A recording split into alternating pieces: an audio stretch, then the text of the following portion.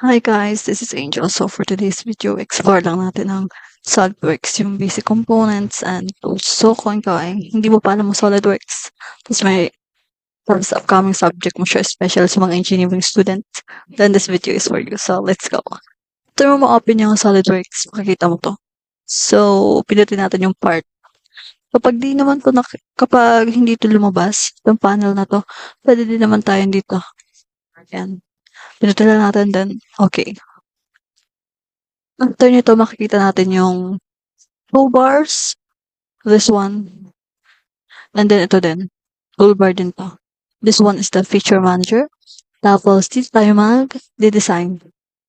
Sa mga engineering students, especially for me, lagi ko nakakalimutan. This one, kapag mag-open kayo ng bagong document, kung ano yung preferred nyo na scale, pero sa amin, especially sa engineering, halos MMGS yung gamit. So, yan. And then after that, kapag mag-sketch na tayo, ang sketch lang natin today is a simple box, a simple cube. Mag-sketch tayo. This one. Makikita mo ito yung feature, sketch, yung markup, saka na lang yun.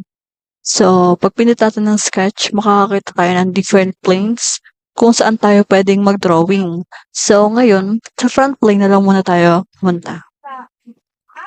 After natin makita ang front plane, gawa tayo ng box. Gawa tayo ng box. Makikita nyo to, smart dimension, line, rectangle, straight slot, circle, arc, polygon. This one, different. Pero for today, ito na lang muna tayo sa line. Pwede rin naman natin pindutin yung L sa keyboard. That's a shortcut. So, pag pindutin natin yan, gana tayo ng horizontal. Makikita natin horizontal siya, tuwid siya kapag merong yellow na may line. Ibig sabihin, horizontal siya. Makikita nyo rin naman ng 180 degrees. So, so sure tayo na hindi siya paliko or hindi siya or tuwid siya. Then, ganun din sa taas, makikita nyo vertical line or 90 degrees. Pinutin lang natin siya. Pag ganda sa SolidWorks, makakakita ka ng parang mga, tawag dito yung mga guidelines. So, parang rare lang dito yung mamali ka ng measure. Kapag nakagawa na tayo ng box, bigla-bigla siya magkakaroon ng shape. Ibig sabihin, close shape. Then, check lang natin dito. After nito, lagi natin gagamitin sa SolidWorks ay yung Smart Dimension. So, ano ba yung Smart Dimension? This is just yung change natin yung sukat ng linya, ng rectangle. So, pag pinindot natin to, pindot tayo dito ng line. So, you can see, hindi ko naman to sinukat kanina di ba?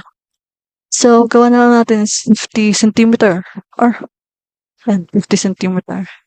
And then, yung sa baba niya, magiging ano din siya, magiging 50 din siya. Tapos dito is, kunyari, 30. Para magmukhang rectangle.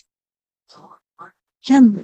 Diba? Nagkaroon na tayo ng simple sketch na fully defined na rectangle. So, after naman na ito, this is for example, mag-extrude na tayo. Makakagawa na tayo ng first 3D model na box. After na tayo sa features. Dito natin makikita yung halos 3D. Tapos dito naman, sketch, drawing, ganun. Pag mag-extrude tayo, this one, pindutin lang natin. And then, mapupunta na tayo dun sa is yung parang characteristics, yung manipulate mo before mo siya i-check which is yung final na. Yung blind, kapag pinindot mo to, mayroong midplane, up to vertex, up to surface. Ito mga to magagamit mo lang kapag meron kang ibang shapes. Magagamit dito blind is midplane. Pag blind, parang point to point. Tapos pag midplane, sa gitna. So you can see, diba? Nag-iba siya. And kapag sa blind naman, tapos gusto mo dun sa kabila siya mag-shape, pwede mong pindutin tong arrow na to. Yan. So, check na tayo.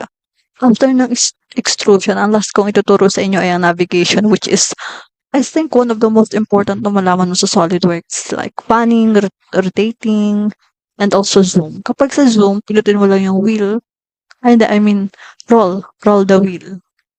Tapos kapag pan, control, hold or press down the wheel, tapos ganito mo lang. That's it for today. See you in day 2.